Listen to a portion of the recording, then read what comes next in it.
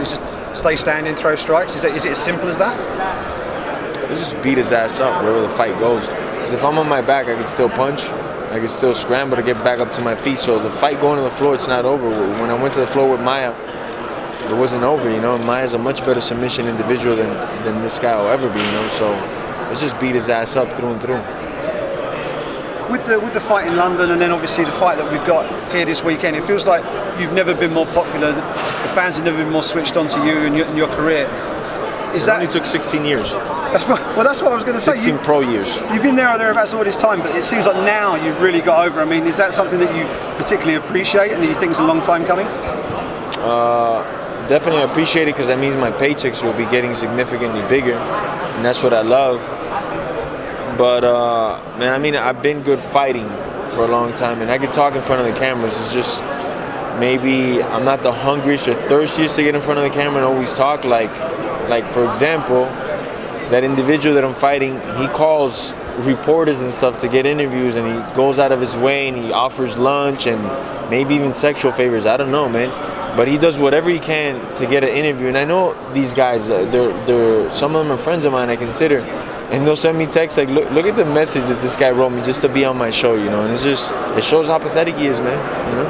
You get your hand raised on Saturday night. What's the next step? What's the call out for you next? Oh, it's no call out. It's I'm on that surfboard and that wave is taking me right to the title shot. There's no other way around it. I think I should have been fighting for the title after Till. You know, Till's never been stopped in his career. Who did that in his hometown? Me. You know, when nobody wanted to fight the guy, I went and did it. Why didn't I get the title fight then? Because I didn't have that huge buzz, you know. But now there's no denying it, you know. I know you're good friends with Colby. You're both in the same division. You're both right up there in the division. If the UFC sat you down and said, "We want you two to fight," is that a fight that you would entertain? I know some teammates are happy to put things to one side and, you know, get in there, and some people really don't want to do that. If the belt is on the line, it's gonna happen, because if the belt's on the line, it doesn't matter who has it. I didn't get into the sport to high five with no dudes, you know. It's not my fucking thing, man. I got in here to fight, to win, and when I had kids, the goal was simple. I'm gonna use my talents that God gave me. I'm gonna develop them better and provide for my kids the best life that I possibly can.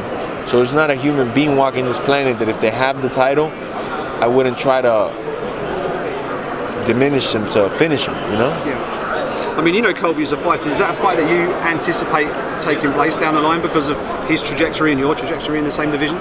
Well, mathematically, it would just sound like we're gonna end up doing it, you know?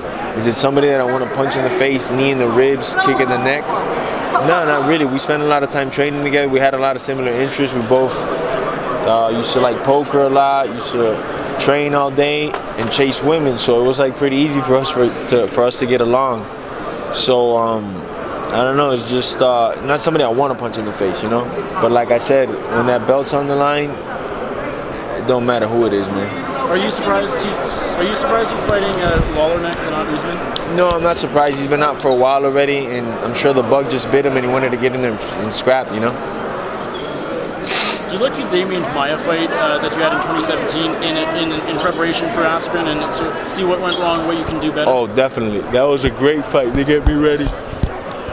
Maia's grappling is much better in certain parts, you know. If he takes you down, Maia's a huge threat, as in Askren can just like try to hug your crotch, you know.